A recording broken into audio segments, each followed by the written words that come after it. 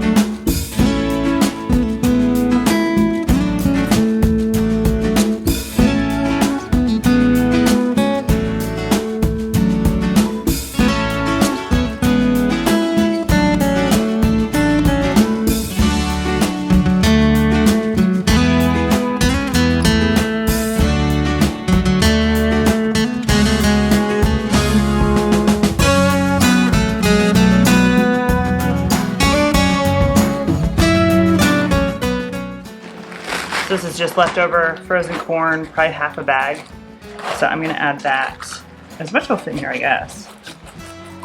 I probably could just let him dump this in. I'm gonna let him dump this in because that's just gonna get a little much. Okay, so I have my corn. I'm gonna get garlic. I'm just gonna use my garlic press here, and I'm just gonna press it right in here.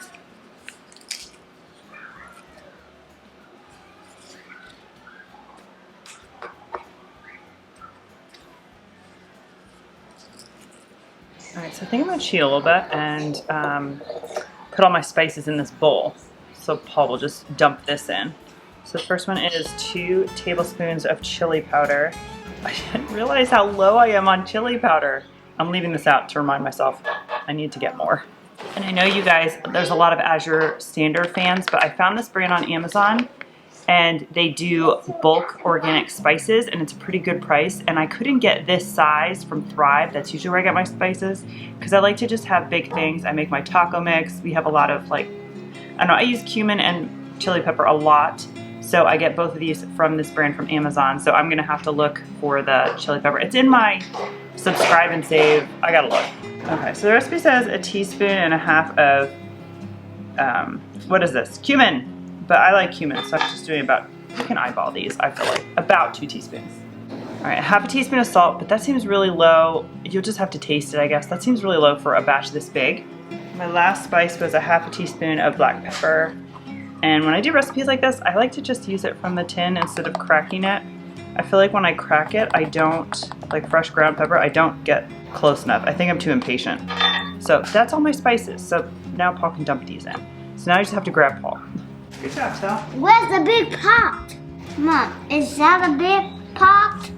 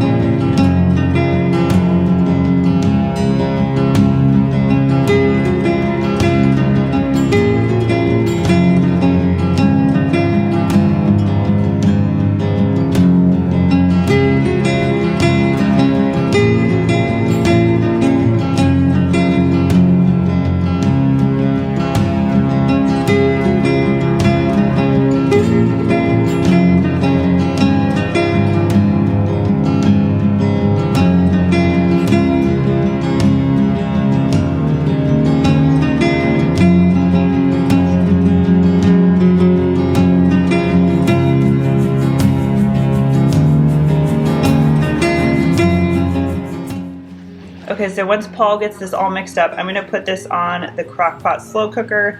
I like to do low for anything really if I can. So I'm gonna cook this on low for about 6.5 hours. That will take us to 4:30, which is like perfect timing. And the only thing I have to do, so about a half hour before you wanna eat, you notice I didn't put the beans in. I was going to, then I read the recipe. So the beans are gonna go in and you're gonna turn it on high for 15 to 20 minutes. So that's what I'm going to do the last, like, you know, half hour or so. All right, let's get this on before we flick it all over my kitchen. Thank you, Betty, for helping.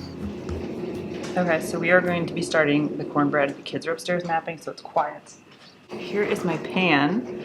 I don't know how much it's picking up, but that's what they kind of look like. The cake actually came out super cute. It was unfortunate that it didn't taste very good, but, you know, it's gonna get eaten. So the hardest, most annoying part is greasiness, and I have found success with cast iron and baking. Biscuits, cake, this I've done, now this will be my second time, is coconut oil. I think back in the day you would have used shortening, but I don't have shortening, so I'm going to, it's a little tedious, I'm gonna do all of this with coconut oil as my butter is melting. And I need a 1/4 cup of butter melted, so I'm actually going to put that butter right in my bowl and put it on my stovetop. I have a warmer, and that's what I've been using lately to melt butter. By the time I get this done, hopefully it is all melted. So I'm just gonna eyeball a 1/4 cup of butter in this big bowl. I think I said before I was gonna do a sourdough recipe, and then I just decided, I have my cookbook open, we're just doing this Betty Crocker one, which I have made before and is really good. So this pan is by Lodge, and my husband got it for me, but I was stalking once they had this. I was like, ooh, they have these different sized pans. They do have a bundt pan, which I can't remember if I've talked about this before or not, but I am very much interested in getting rid of my non-stick, forever chemical bundt pan for a cast iron one. Very interested in that. I told Matt that'd be a fantabulous Christmas present. And they also have a Christmas wreath. It's not a bundt or like a one cake, it's individual cakes like this in a wreath. They were like holiday themed. That looked super cute. So I might just buy that for myself for the holidays, we'll see. My kids are in this phase right now where they don't eat cake. I do not know what is wrong with them. They will eat brownies, they will eat cookies, but cake, they're like hard pass. Even if it's vanilla, chocolate, it doesn't matter. I don't know what is wrong with them. I don't know if that's a good thing or a bad thing. Well, the bad thing is if I ever make cake, only me and Matt are gonna eat it, which means really only I'm gonna eat it. I am the cake person, Matt is the pie person, and then my kids are just really finicky baked good. Not that we need all these baked goods anyway. I was actually going to make brownies, and then I thought, I already have these cakes in my refrigerator. Stop it, Missy. Okay, so that's greased up. I'm just gonna put that to the side, and then we're gonna get everything else ready to go. This is exciting. I need to restock my baking powder. So a while ago when I was like minimalizing stuff, I had literally like 3 sets of measuring spoons. So I took this one, it's a plastic one that all fit together, and I was like, I use baking soda all the time, and I'm sick of like constantly taking these out and washing them. So I have, what is this one? A 1/2 teaspoon measure, and then I have a teaspoon measure in my baking soda, and then, you know, if the recipe calls for a 1/2 teaspoon of baking soda, don't tell anybody, but I kind of eyeball it, and then if the recipe calls for, you know, a teaspoon of baking soda, which they always do, it's always like a 1/2 teaspoon or a teaspoon. I have a unit of measure in my thing ready to go. Ready to go. They should sell just teaspoons by themselves. I do have a measuring set. I kept one. I think I literally had 3. It was ridiculous. I don't even know how that happened. But I'm actually going to use another measuring spoon because we need an entire tablespoon of baking powder, which if you don't bake a lot, that's like a crazy amount of baking powder. Okay, so that's ready to go. I think I have everything. I'm just waiting for my butter to melt here. And I will say this is Yankee cornbread. This is sweet cornbread, by the way. I have my oven preheating to 400 degrees. I'm gonna add a cup of milk and add it to that warm butter. It's not hot, so I just wanna cool that down. If it curdles, I'm not even remotely worried about it. And then 1 egg. Put the milk in first so I didn't scramble my egg. Nobody wants that. And then I'm also going to add in a 1/2 cup of sugar.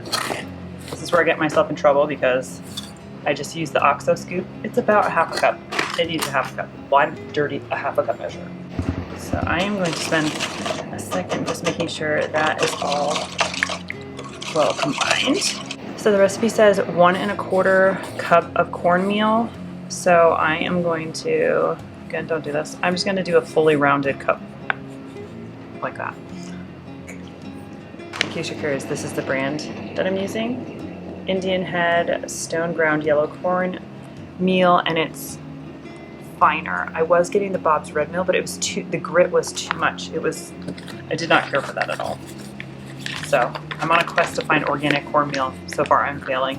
Okay, so I have a full cup of just all-purpose flour, 1/2 teaspoon of salt, and my tablespoon measure is in the dishwasher from the chili. So I actually have 1/2 tablespoon measure, which is kind of weird. So I'm going to use 2 of those. It does come in handy though. Just mixing that until combined.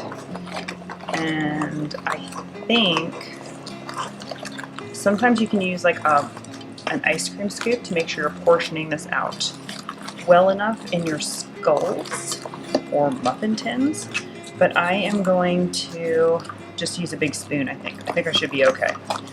And I have no idea how long this is going to take to bake. So we're going to experiment together. There is a recipe note to make muffins, and it basically just says this recipe would make 12 muffins. It does not say anything about a different bake time, which is kind of weird to me. So it says to put this in an 8-inch square pan and bake for 20 to 25 minutes. So I'm going to check them at like 12, I think that's what I'm going to do. Let's see what we get here. I don't know, maybe this is like half recipe you're supposed to make. It says to fill them 3/4 the way full, which makes me think that it's not going to overflow. I don't know if that's famous last words or not. My oven is ready, it just beeped at me. So make sure I have enough that I was like overfilling those. Okay, my spooky little friends, what did I say, 12 minutes? So in a 400 degree oven for 12 minutes. So it's the 12 minutes right on the money. They're golden. I did not do a toothpick test. I just did, I don't know. I touch it and I know. They're done. Okay, so here's the ultimate test, right? All right, here we go.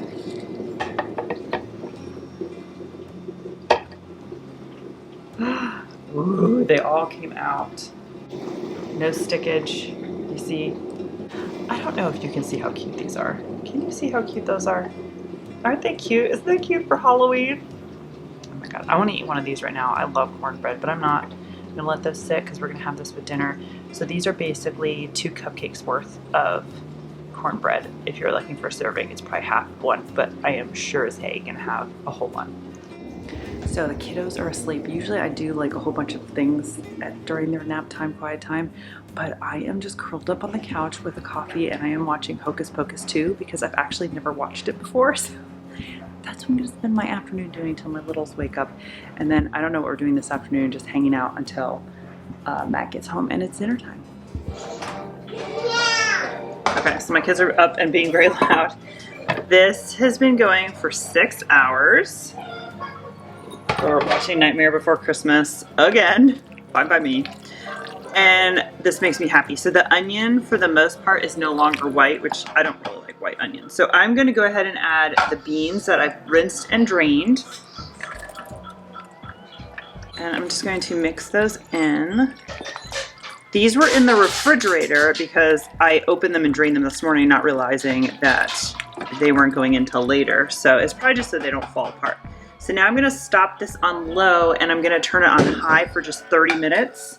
And then this is ready to eat whenever we are ready to eat. Okay, so I told you I'd show you the cake, the skull cakes. So this is what they look like. I took just Pillsbury orange frosting, melted it a little bit so you could see the skull definition. It's a mess. I'm gonna eat one here in a minute, but the cake itself is very, very firm, which is not ideal. Lily's in the background, so. Cake mix, it would probably be fine, but they do come out really well with the cornbread. And I did see a recipe on allrecipes.com where they actually took, it looked like the same pan and it was a sheet of pizza dough and they stuffed it with pepperoni sauce and cheese and kind of crimped it and baked it, and then it had the skull shape. Lily's gonna be really loud. That would be adorable as a Halloween dinner for kiddos that like pizza. Mine, at this point in their life, don't, which is very weird. So I'm gonna go ahead and have one of these before we have dinner.